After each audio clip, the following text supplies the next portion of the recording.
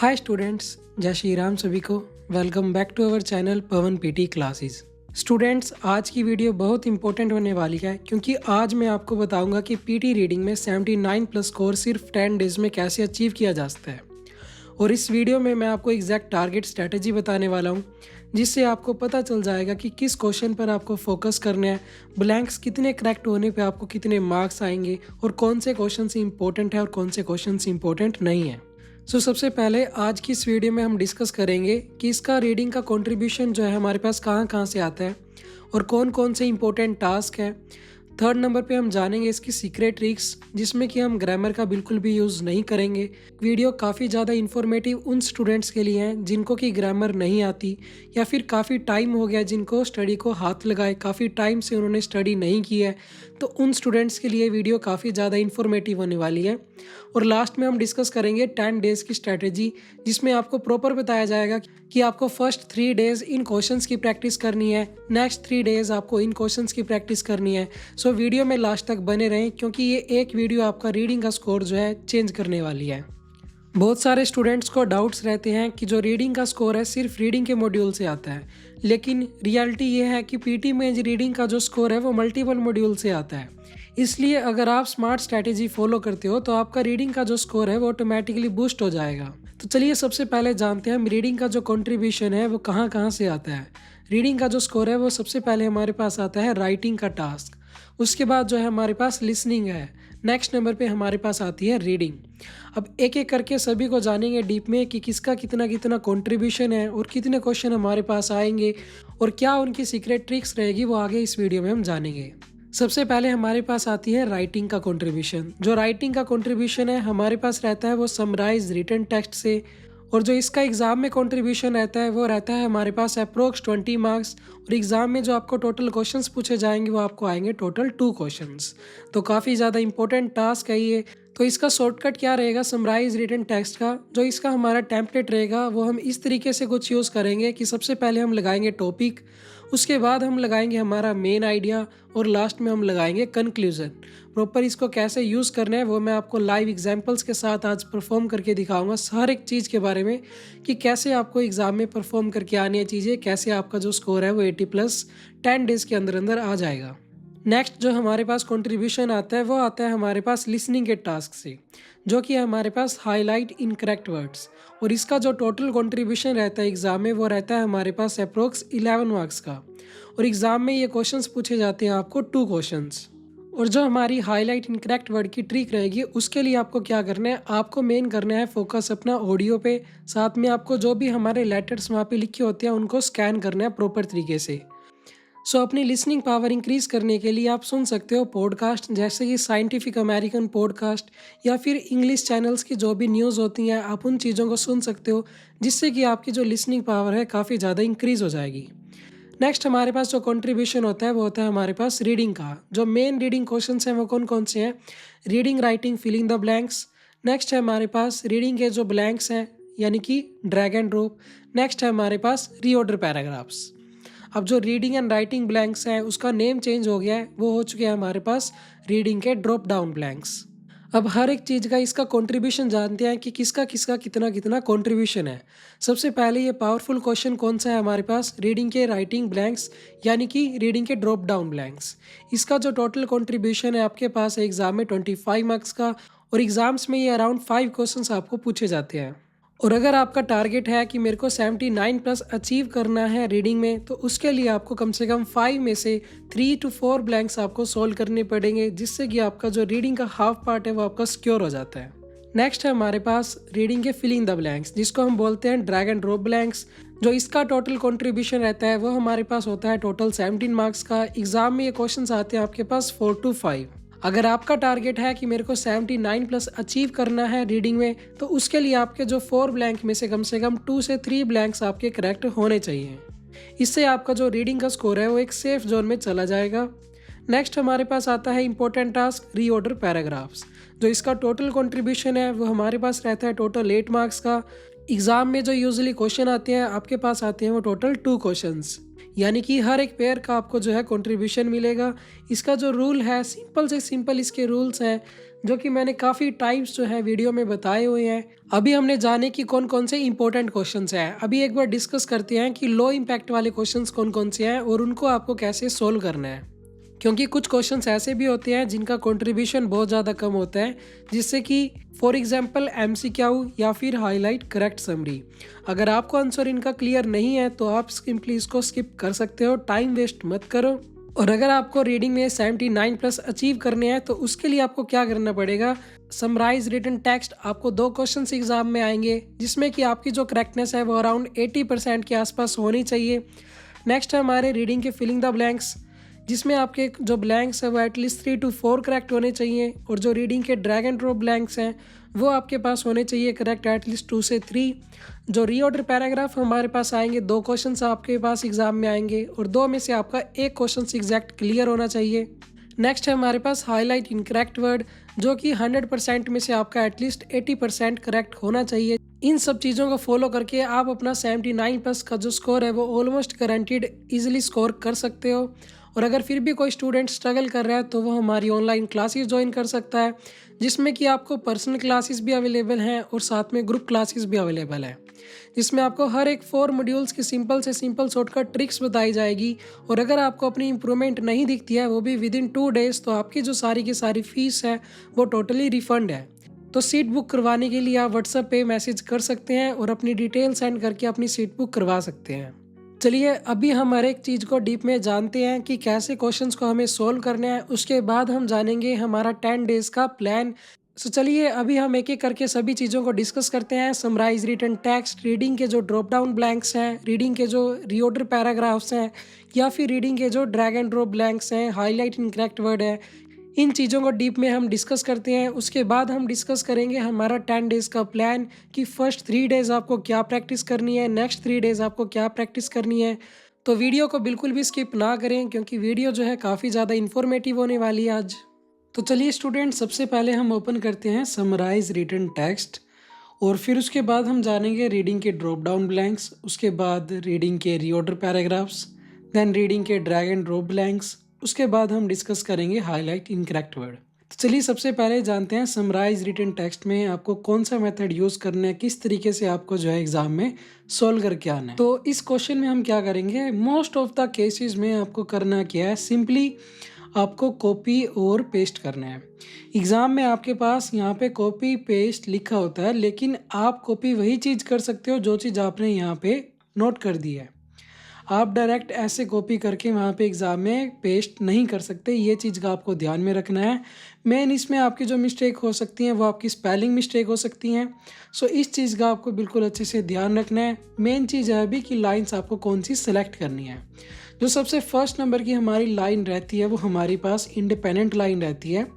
अगर उस लाइन में ज़्यादा इन्फॉर्मेशन ना हो तो आप उसके बाद वाली लाइन जो है वो सिलेक्ट कर सकते हो। इस केस में देखते हैं हमारे पास है the Masai people of east Africa have long been celebrated for their distinctive cultures and traditions. So important line है, कंट्री की भी बात हुई है, पीपल्स की बात हुई है, कल्चर्स, ट्रेडिशंस, ऑलमोस्ट जो हर एक चीज़ है इसमें टॉपिक में हमारे पास डिस्कस है फर्स्ट लाइन में। तो इस केस में हम उठा लेते हैं first line as it is. इसके बाद वाली बात इंपॉर्टेंट है कि हमें क्या लगाना है, और इसके बाद जो लाइन उठाएंगे मेन चीज़ वो कौन सी लाइन हमको उठानी है। इसके बाद हम लगाएंगे सिंपली एंड, कोई बीच में कॉमा नहीं, कोई बीच में फुल स्टॉप नहीं, सीधा क्या लगाएंगे, एंड लगाएंगे। उसके बाद जो सेकंड वाली लाइन है वो उससे भी ज़्यादा इंपॉर्टेंट है कि आपको पिक कौन सी करनी है। जो हमारी सेकंड लाइन रहेगी, ऐसी नहीं कि जस्ट आपको उसके बाद वाली लाइन उठा लेनी है, नहीं, हम टोटल लाइंस जो पिक करेंगे वो टोटल पिक करेंगे हम 3 लाइंस। जो सबसे पहली लाइन है वो हमारी ऑलमोस्ट फिक्स रहेगी हर एक केसेस में कि हम फर्स्ट लाइन उठाएंगे। जो हमारी सेकंड लाइन है वो हम उठाएंगे मिडल से, बट वो रिलेटेड होगी किसके, फर्स्ट लाइन की।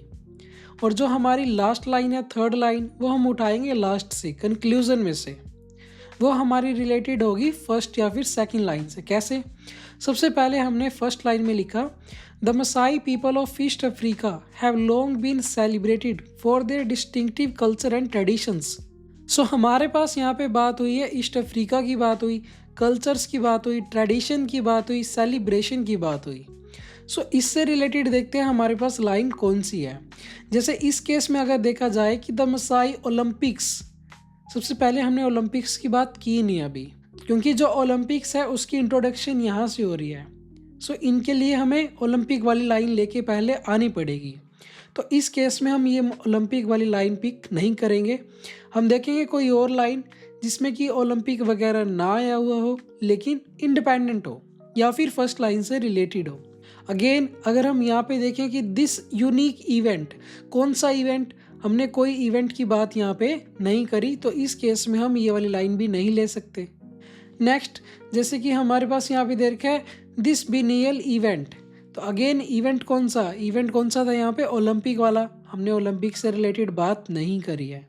या फिर अगर इसको देखा जाए the Masai Olympic serves as an inspiring example of how culture sports, तो एक चीज़ हमें देखने में आ रही है कि जो ओलंपिक्स है उसका काफ़ी जगह पे जिक्र किया हुआ है, तो एक लाइन हमें ओलंपिक वाली उठानी पड़ेगी जिससे कि हम नेक्स्ट लाइन के लिए हमारे पास इजी हो जाए। हम जैसे जो हमारे पास एक और इंडिपेंडेंट लाइन है ये वाली हम उठा सकते हैं कि Masai warriors gain honour and prestige through act of bravery such as lion and hunting, तो इस लाइन को हम पिक कर सकते हैं कहाँ तक, यहाँ तक। तो चलिए सबसे पहले हमने ये वाली लाइन एज इट इज़ यहाँ पे डाल दी। अब इस केस में ऑलमोस्ट आपको पता है कि जो एंड के बाद वाला हमारा लेटर रहेगा वो कौन सा रहेगा, वो रहेगा हमारे पास स्मॉल। लेकिन अगर आप एक चीज़ कॉमन देखोगे, ये है किसी का नाम और वो हर एक जगह पे जो है कैपिटल है, तो इस केस में हम इसको कैपिटल ही रखेंगे, हम इसको स्मॉल नहीं करेंगे। चलिए सच एज लॉयन हंटिंग, अब लगाते हैं कॉमा, फिर लगाते हैं बट। अब लाइन को ही देखते हैं जो हमारे पास हंटिंग से रिलेटेड हो, वाइल्ड लाइफ से रिलेटेड हो, सो वो लाइन्स हमारे पास बन रही है यहाँ पे। और एक देखो यहाँ पे भी है प्रॉपर लाइन, बट हमने ऑलरेडी लगा रखा है कि but also promotes environmental conservation and raise awareness about the importance of preserving Africa wildlife. इससे रिलेटेड हमने बात करी है, हंटिंग से रिलेटेड, फिर हमने सेविंग से रिलेटेड बात कर ली, तो हमारा क्वेश्चन यहाँ पे सोल्व ये हो चुका। तो हम ये वाली लाइन एज इट इज़ यहाँ पे डाल देंगे। सो इससे लगाने के बाद जो हमारे वर्ड्स बनते हैं यहाँ पे, हमारे वर्ड्स बनते हैं टोटल 46, जो कि देखा जाए कि कम वर्ड्स हैं। तो इसको थोड़ा और एक्सटेंड करने के लिए आप ज़्यादा से ज़्यादा और क्या लगा सकते हो, कोमा सो। अगर आपकी जो वर्ड्स की रिक्वायरमेंट है वो टोटल नहीं होती है, यानी कि अगर आपके जो वर्ड्स हैं वो 50 क्रॉस नहीं कर रहे, तो उस केस में आप 3 कनेक्टर्स को यूज़ कर सकते हो। कौन कौन से, सबसे फर्स्ट नंबर पे हमारा रहेगा एंड, सेकंड नंबर पे हमारा रहेगा सो, थर्ड नंबर पे हमारा रहेगा बट। सो जो अभी हम लाइन उठाएंगे, सबसे पहले हमने एंड के बाद लाइन जो हमारी उठाई मसाई वॉरियर्स गेन, यहाँ तक एज इट इज़। तो इसके बाद हम लगाते हैं एक बार कोमा, फिर लगाते हैं सो, क्योंकि सो लगाएंगे हम मिडल में, बट लगाएंगे हम लास्ट में। सो हम ये वाली लाइन यहाँ से उठा सकते हैं, the twist is that instead of hunting lions participants now compete to protect them, यहाँ तक। चलिए इसको कॉपी करते हैं, यहाँ पे लगा देते हैं, और जो अब की बार फर्स्ट वाला लेटर है वो हमारा क्या रहेगा, हमारा स्मॉल रहेगा, क्योंकि सिंपली द है, किसी का नेम नहीं है, तो वो रहेगा स्मॉल। और इसको बट से पहले जो कोमा था इसको सही कर देते हैं। यहाँ पे जो टोटल हमारे वर्ड्स हो गए वो हो गए अभी यहाँ पे 61, लास्ट में हम लगा के आएंगे फुल स्टॉप।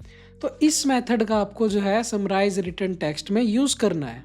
क्या किया हमने इसमें, कम से कम 50 वर्ड्स, और कहाँ तक लिखेंगे, ज़्यादा से ज़्यादा आपको 70 वर्ड्स तक लिख देने हैं, इससे ज़्यादा आपको नहीं जाना।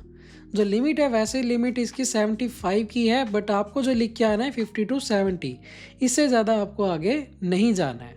और अगर आपके जो वर्ड्स की रिक्वायरमेंट है वो 50 से कम है, तो उस केस में आपको करना क्या है, and so but, in 3 connectors का यूज़ करके आपको लाइन्स बना लेनी है। जो फर्स्ट लाइन है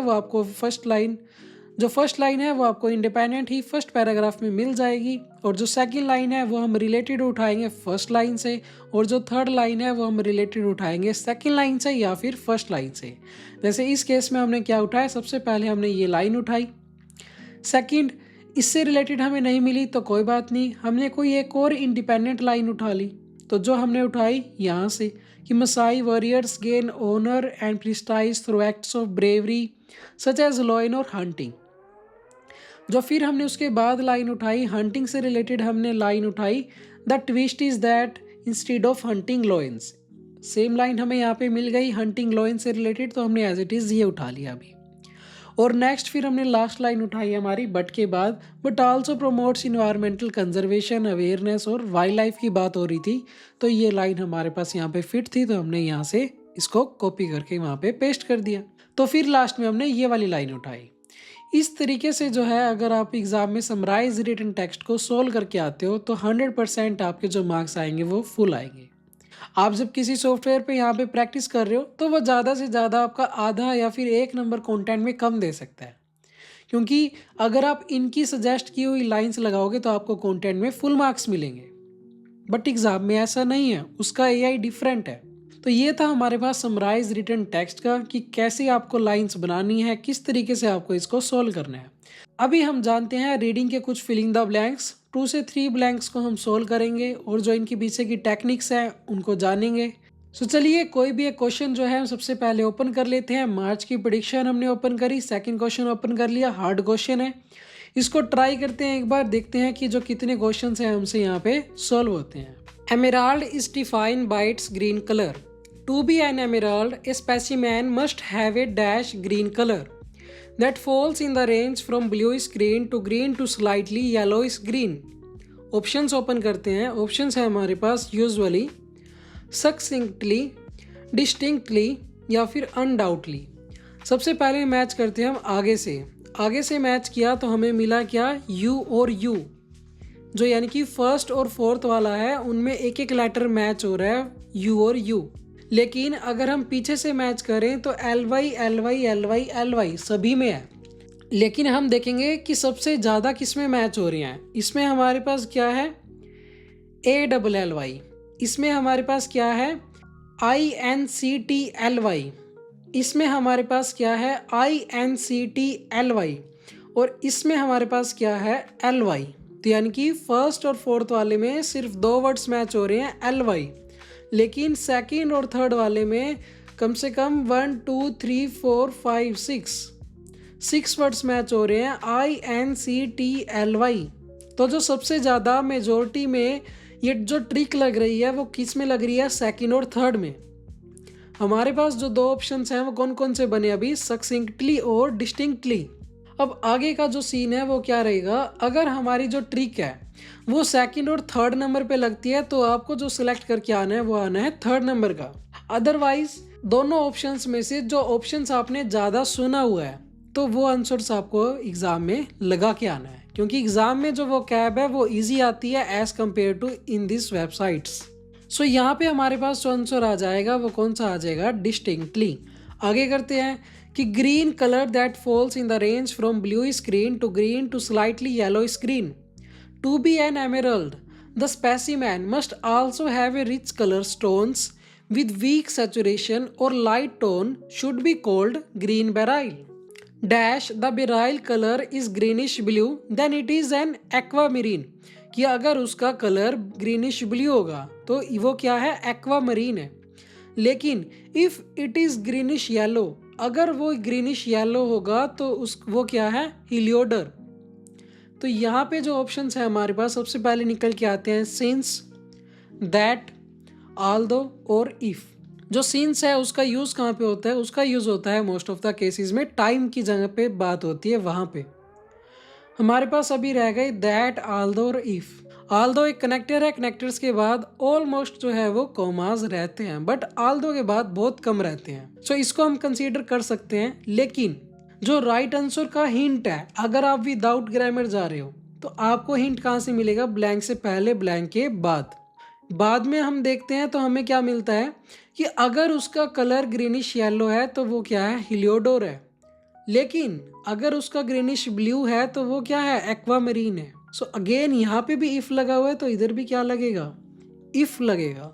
अगर राइट आंसर आपको ब्लैंक के अंदर दे रखा हो आगे पीछे तो वही हमारा राइट आंसर होगा। चलिए नेक्स्ट करते हैं try. This colour definition is a source of dash, again यहाँ पे ट्रिक लगाते हैं। स्टार्टिंग से मैच करते हैं, EFCON। स्टार्टिंग से मैच किए तो कौन से 2 ऑप्शन निकल के आए हमारे पास, थर्ड और फोर्थ, यानी कि कंडीशन और कंफ्यूजन। लेकिन चलिए अब हम मैच करते हैं पीछे से मैच किया तो हमें क्या मिला, SION और SION। लेकिन अगेन हम जाएंगे कहाँ पे, मेजॉरिटी में, USION या फिर FUSION। हमारे पास कौन कौन सा निकल के आया अभी, सेकंड और फोर्थ। अब एक चीज़ जो है वो बिल्कुल ध्यान देने वाली है, जब हमने स्टार्टिंग से मैच किए थे तो कौन से हमारे पास दो ऑप्शन थे, हमारे पास थे थर्ड और फोर्थ।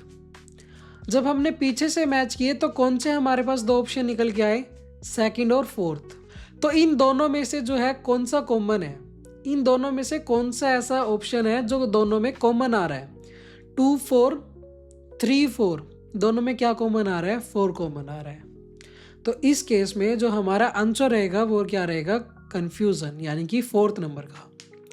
ये जो भी मैंने आपको बताया सिंपल शॉर्टकट्स के अकॉर्डिंग बताया, कोई हम लाइन के अकॉर्डिंग नहीं गए, ना ही कोई हम ग्रामर के अकॉर्डिंग गए, ना ही हम कोई कोलोकेशन के अकॉर्डिंग गए। जो आपको बताया सिंपल शॉर्टकट्स बताए हैं, क्योंकि आप में से ही काफ़ी ऐसे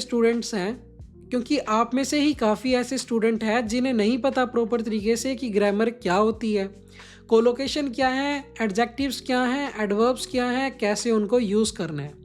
क्योंकि काफ़ी टाइम हो गया है उनको ग्रामर किए, या फिर काफ़ी टाइम हो गया है उनको स्टडी किए, तो अब नई चीज़ें याद रहती कि ग्रामर क्या होती है, कोलोकेशंस क्या होती है। और ना ही देखो एग्ज़ाम में आपसे कोई पूछने वाला है कि आपने जो रीडिंग के ब्लैंक सोल्व किए थे वो ट्रिक्स के अकॉर्डिंग किए थे या फिर ग्रामर के अकॉर्डिंग किए थे। आपको जस्ट वहाँ पे एक रिजल्ट शो होगा आपका कि आपके रीडिंग में 70+ मार्क्स हैं। तो जिन भी स्टूडेंट्स को स्ट्रगल लगता है रीडिंग में तो वो ऑनलाइन क्लासेस ज्वाइन कर सकता है। व्हाट्सअप का नंबर आपको स्क्रीन पे शो हो रहा है, जिसमें आपको गारंटी दी जाती है कि अगर आपकी इंप्रूवमेंट नहीं होती है 2 दिन में, या आपको इंप्रूवमेंट फील नहीं होती है, तो आपकी सारी फीस टोटली रिफंड है। क्योंकि क्लास में ऐसे ही काफ़ी ज़्यादा ट्रिक्स जो हैं हम डिस्कस करते हैं, जिससे कि ऑलमोस्ट सभी स्टूडेंट का जो स्कोर है वो रीडिंग में सबसे ज़्यादा हाई रहता है। अभी तक कोई ऐसा स्टूडेंट नहीं गया कि जिसका रीडिंग में स्कोर लो आया हो एज कम्पेयर टू बाकी के 3 मॉड्यूल्स। चलिए नेक्स्ट क्वेश्चन अभी ट्राई करते हैं हम कि professionals in the gem and jewel trade can disagree on where the lines should be dash, कि लाइंस को कहाँ पे डैश किया जाए, लाइंस को कहाँ पे डैश किया जाए। हमें नहीं पता, ऑप्शंस रीड करते हैं। आपको हिंदी नहीं पता, कोई बात नहीं, ऑप्शंस देखते हैं। ऑप्शंस है हमारे पास कैप्ट, लाइंस को कहाँ पे कैप्ट किया जाए, लाइंस को कहाँ पे लेट किया जाए, लाइंस को कहाँ पे ड्रॉ किया जाए, लाइंस को कहाँ पे टेकन किया जाए। आंसर्स आपको पता लग गए होंगे ऑलमोस्ट कि इसका राइट आंसर क्या है, लेकिन अगेन आपको ट्रिक के अकॉर्डिंग बता रहा हूँ। जो इसमें हमारी ट्रिक है, फर्स्ट और सेकंड ऑप्शन में देखें तो क्या है, टी और टी मैच हो रहा है, ओके। और अगर थर्ड और फोर्थ में देखें तो दोनों में एन और एन मैच हो रहा है मैच, यस। थर्ड और फोर्थ में एन और एन मैच है, फर्स्ट और सेकंड में टी और टी मैच है। सो अगर आपकी जो ये ट्रिक है वो सभी ऑप्शंस में लग रही है, फर्स्ट सेकंड थर्ड फोर्थ, तो उस केस में जो आंसर होगा हमारा वो होगा हमारे पास थर्ड नंबर का। कोई चीज़ आपको नहीं पता लग रही, कोई आंसर का नहीं पता लग रहा, तो भी थर्ड नंबर। नेक्स्ट ट्राई करते हैं। Some believe that the name emerald should be used when chromium is the cause of green color, and that stone's color by vanadium should be called green beryl. Calling a gem an emerald instead of a green beryl can have a significant dash upon its price and marketability. Price की बात हुई, marketability की बात हुई। हमारे पास option है result, error, impact और change. Again फिर से हम सिमिलर वाली ट्रिक लगाएंगे। यहाँ पे स्टार्टिंग से मैच किया तो REIC, कुछ मैच नहीं हो रहा। अब पीछे से मैच करते हैं तो T है, R है, T है, E है, यानी कि जो मैच हो रहा है कौन कौन सा है, फर्स्ट और थर्ड। इस केस में आपको राइट आंसर पता चल गया होगा कि कौन सा आएगा, थर्ड आएगा, क्योंकि मैंने कहा है कि अगर थर्ड में हमारी जो ट्रिक है वो काम कर रही है तो उसके चांसेस जो हैं थोड़े से ज़्यादा रहते हैं। या फिर आपको पता है कि ये कोलोकेशन होती है एज ए रिजल्ट, जो रिजल्ट है वो ऑलमोस्ट कोलोकेशन के साथ ही आता है कि एज ए रिजल्ट। और इम्पैक्ट अपॉन, ये भी एक कोलोकेशन ही है। नहीं पता कोलोकेशन के अकॉर्डिंग, कोई बात नहीं, छोड़ दो। जस्ट जो आपको ट्रिक बताई कि अगर फर्स्ट थर्ड में लगी, सेकंड थर्ड में लगी या सभी में लग जाती है तो आपको क्या लगा के आना है, थर्ड वाला। आंसर चेक करते हैं, ऑल करेक्ट। तो इस तरीके से जो है आपको ब्लैंक्स को सोल्व करना है। और अगर आपको ये चाहिए कि नहीं हमें एक प्रॉपर मैराथन क्लास चाहिए, प्रॉपर 1 से 2 आवर की, सिर्फ वो भी रीडिंग के फिलिंग द ब्लैंक्स में, कि जिसमें सर आप हमें लगभग 20 से 25 क्वेश्चंस लाइव सोल्व करके दिखाओ, तो उसके लिए आपको चैनल को सब्सक्राइब करना है, वीडियो को लाइक करना है। देखो, सब्सक्राइब का और लाइक का कोई भी चार्ज आपको पे नहीं करना कि आपको कुछ पे करना है। जस्ट जो मैंने आपको ट्रिक्स बताई, अगर वो ट्रिक्स आपको कहीं और भी मिल जाएं तो आप आके यहाँ पे कमेंट कर सकते हो। सिंपली कोई भी आप नेगेटिव कमेंट आके कर सकते हो कि सर जो चीज़ आपने बताई है वो पूरे यूट्यूब पे हैं, तो जस्ट जो मैंने आपको बताया वो आपको कहीं और देखने को नहीं मिलेगा ऐसी ट्रिक्स। तो उसके लिए एक सब्सक्राइब, एक लाइक करना तो बनता है। आप सभी से रिक्वेस्ट है कि हर एक स्टूडेंट ने एक एक लाइक इस पे ज़रूर करना है और अपने फ्रेंड्स के साथ इस वीडियो को शेयर करना है, ताकि उनको भी इन चीज़ों के बारे में पता लगे और अपना पीटी में वो स्कोर 10 से 15 दिन के अंदर अंदर अपनी रीडिंग को 70 क्रॉस कर दें। अगर हमें इस वीडियो से 1000 लाइक और 1000 सब्सक्राइबर आते हैं तो इसकी नेक्स्ट वीडियो जो हम अपलोड करेंगे उसमें वो 2 आवर्स की अपलोड करेंगे, जिसमें मैं आपको लाइव लगभग 20 से 25 क्वेश्चंस इन ट्रिक्स के अकॉर्डिंग सोल्व करके दिखाऊंगा। चलिए एक बार हम डिस्कस करते हैं अभी रीऑर्डर पैराग्राफ की। ओपन कर लेते हैं कोई भी एक रीऑर्डर पैराग्राफ और उसमें देखते हैं लगा के जो हमारी ट्रिक्स हैं वो क्या ट्रिक्स हैं और कैसे वो काम करेंगी। क्वेश्चन हमने ओपन किया सबसे पहले कि व्हेन दैट कूलर एयर, एक चीज़ को आपको ध्यान रखना है, जो हमारे पास फर्स्ट नंबर में चीज़ें आती हैं प्रॉपर डीप में आपको इसका लेक्चर मिल जाएगा। आज हम इसमें ज़्यादा डीप में नहीं जाएंगे।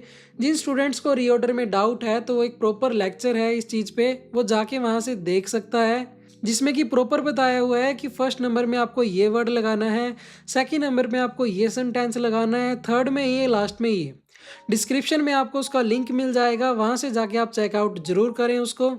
तो चलिए एक और चीज़ आपको मैं सिंपल अभी बता रहा हूँ कि अगर दैट के बाद, दिस के बाद, देयर के बाद, इन वर्ड्स के बाद आपको कोई भी वर्ड दिखता है, उस वर्ड की पहले बात कहीं ना कहीं पे जरूर होगी, उसके बाद ही वो हमारे पास लाइन आएगी, दिस वाली, दैट वाली या फिर दीज हो।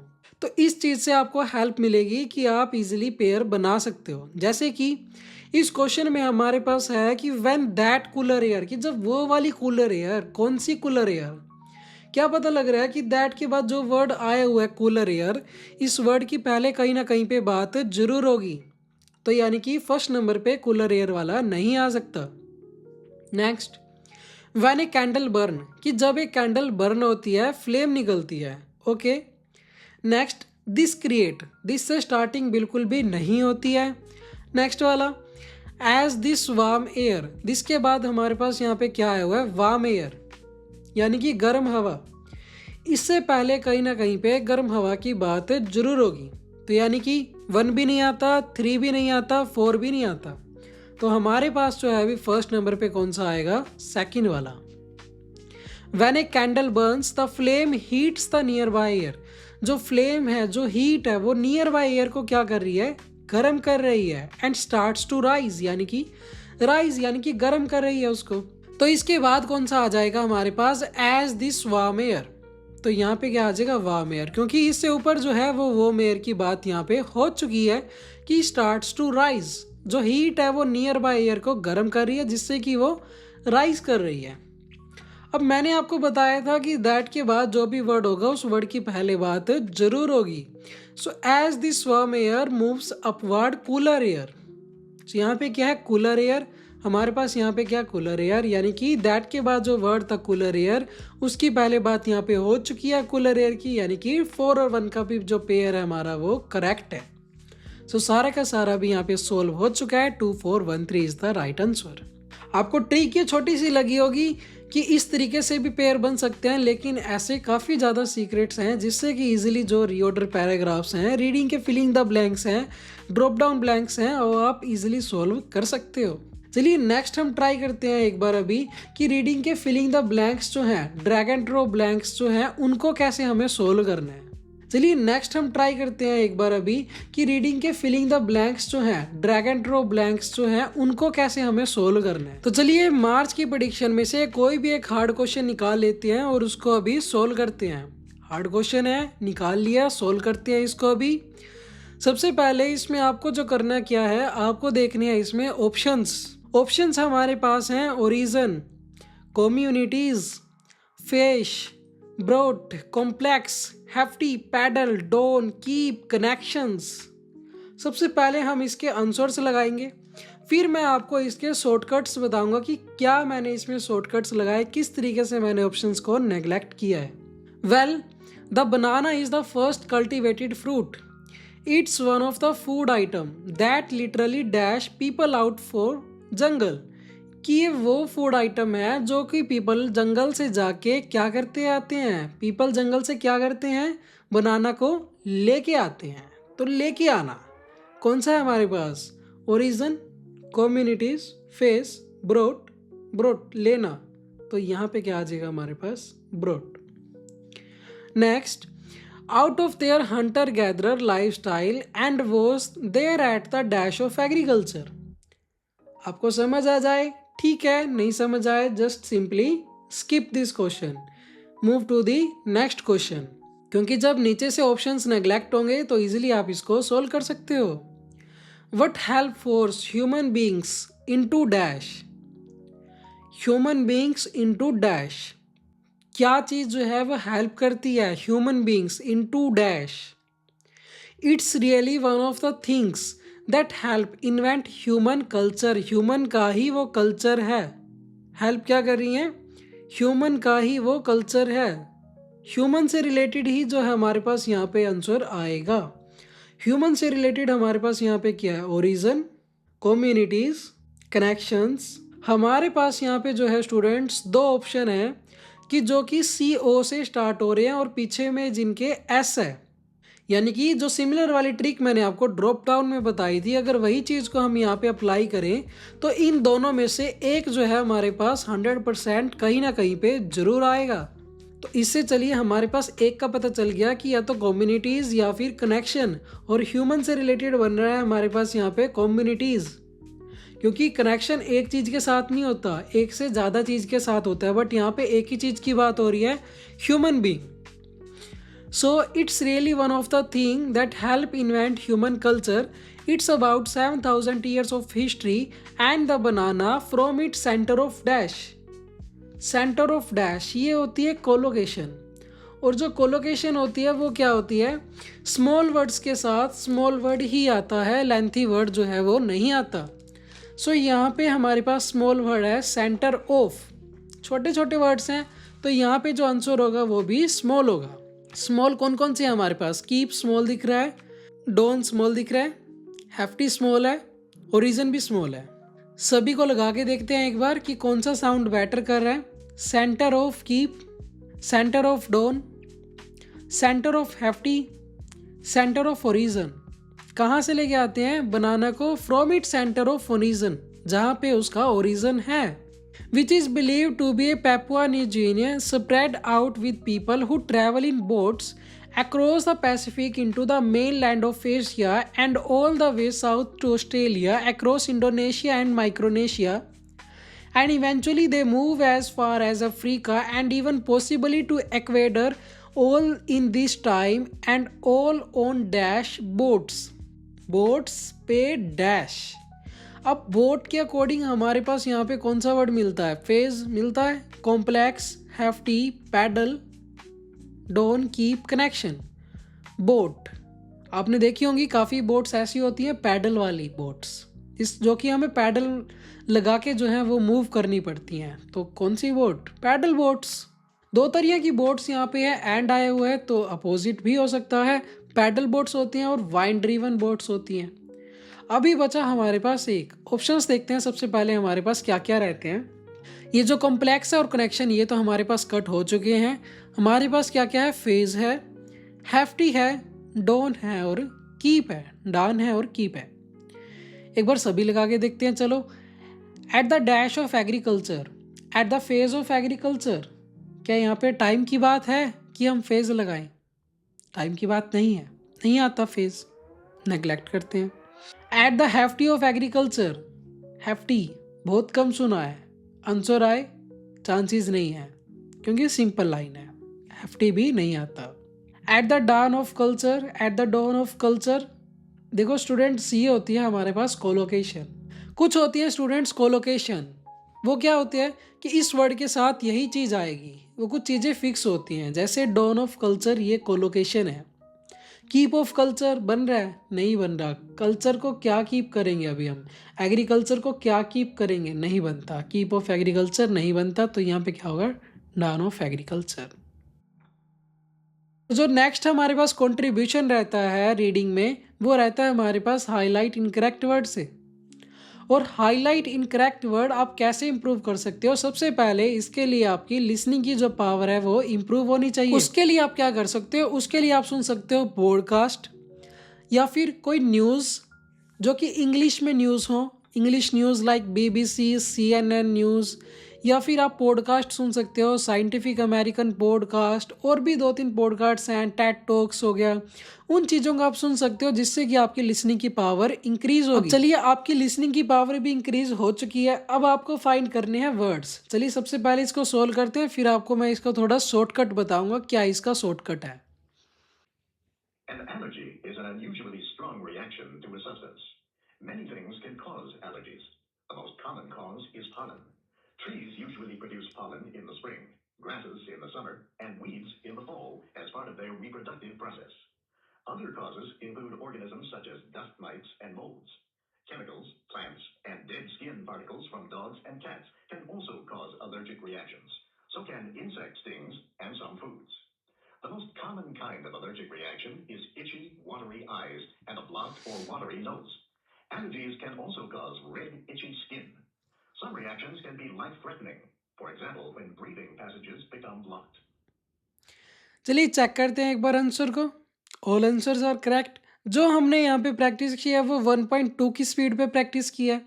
आप यहाँ से 1.0, 1.5 की स्पीड पे भी प्रैक्टिस कर सकते हो, लेकिन स्टार्टिंग में आपको नॉर्मल प्रैक्टिस करनी है 1.0 की स्पीड पे, बट एग्ज़ाम में जाने से पहले जो आपको प्रैक्टिस करनी है 1.2 या फिर 1.5 की स्पीड से आपको प्रैक्टिस करनी है। जो स्टूडेंट्स वर्ड्स जो यहाँ पे रॉन्ग होते हैं वो प्रॉपर वर्ड रॉन्ग होता है, कोई भी शॉर्ट वर्ड्स रॉन्ग नहीं होगा कि टू रॉन्ग हो गया, ए रॉन्ग हो गया, या थिंग्स रॉन्ग हो गया, एंड रॉन्ग हो गया, नहीं। और ऑलमोस्ट वर्ड्स वही रॉन्ग होते हैं जो किसी के साथ कंबाइन हो, जैसे यहाँ पे क्या है, थिंग्स कैन, कुछ कंबाइन नहीं है यहाँ पे, लेकिन यूजुअली स्ट्रोंग कंबाइन है, ओफन स्ट्रोंग आपस में कंबाइन है, तो गलत होने के चांसेस काफ़ी ज़्यादा हैं।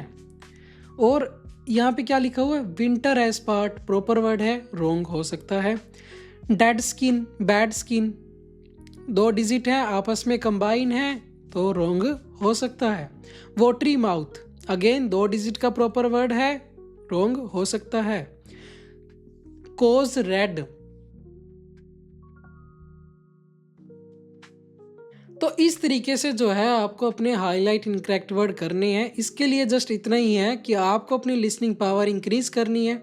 वो कैसे कर सकते हो, जितना ज़्यादा पॉडकास्ट सुनोगे, आधा घंटा 1 घंटा, जितना ज़्यादा आप लिसन करोगे चीज़ों को, उतना ज़्यादा आपको चीज़ें समझ में आएंगी और आपकी जो इसमें करेक्टनेस है वो 100% हो जाएगी। जो हमारा 10 डे का स्टडी प्लान है उसमें डे 1 से लेकर डे 3 का जो डे रहेगा वो रहेगा आपका फाउंडेशन डे। उसमें जो हमें मेन फोकस करना है वो हमें करना है रीडिंग राइटिंग के ब्लैंक्स, यानी कि ड्रॉप डाउन ब्लैंक्स पे, स्पीकिंग की फ्लुएंसी पे हमें फोकस करना है, लिसनिंग की एक्यूरेसी पे हमें फोकस करना है। ऐसा क्यों है, चलिए एक बार जानते हैं। आपको डेली प्रैक्टिस क्या क्या करनी है उसमें। डेली आपको जो प्रैक्टिस करनी है, जो ड्रॉप डाउन ब्लैंक्स है हमारे पास, यानी कि रीडिंग राइटिंग के जो ब्लैंक्स हैं वो टोटल क्वेश्चंस आपको करने हैं 25। नेक्स्ट जो हमारे पास रिपीट सेंटेंस हैं वो टोटल आपको करने हैं 30 क्वेश्चंस। ये क्वेश्चंस क्यों करने हैं, ये हेल्प करेंगे आपकी लिसनिंग की पावर को बूस्ट करने के लिए। नेक्स्ट जो हमारे पास रीड अलाउड है वो टोटल आपको करने हैं 20 क्वेश्चंस। हाईलाइट इनकरेक्ट वर्ड है वो टोटल आपको करने हैं 10 क्वेश्चंस की प्रैक्टिस, क्योंकि आप में से काफ़ी ऐसे स्टूडेंट्स वीडियो वो भी देख रहे होंगे जो कि पीटी कोर कर रहे हैं, तो उनके लिए जो है रीड अलाउड भी काफ़ी ज़्यादा इंपॉर्टेंट टास्क है। नेक्स्ट जो हमारा डे रहेगा 4 to 6 का वो रहेगा हमारे पास कोर बिल्डिंग। उसमें आपको फोकस करना है रीडिंग के ब्लैंक, समराइज रिटन टेक्स्ट और लिसनिंग के जो टास्क हैं उन पे।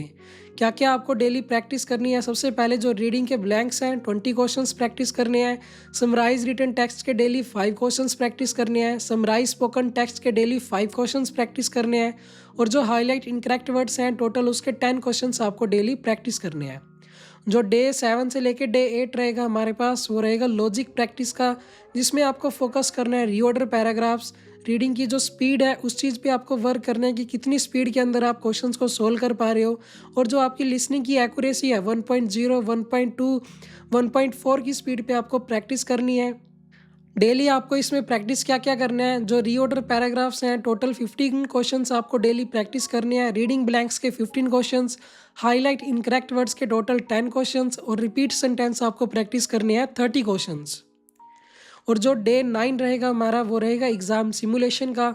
फुल सेक्शन प्रैक्टिस करनी है आपको, उसमें रीडिंग ब्लैंक्स के 20 क्वेश्चंस, रीडिंग राइटिंग के 20 क्वेश्चंस, रीऑर्डर पैराग्राफ के 10 क्वेश्चंस, लिसनिंग के टास्क के आपको 20 क्वेश्चंस जो हैं वो डेली प्रैक्टिस करने हैं। और जो हमारा डे 10 रहेगा उसकी हमारे पास रहेगी फाइनल प्रेपरेशन। उसमें आपको करना है एक फुल मॉक टेस्ट, फिर मॉक टेस्ट को एनालाइज करना है अपनी मिस्टेक्स को और फिर फोकस करना है उन वीक एरियाज़ पे जिसमें आपकी मिस्टेक्स आ रही थी।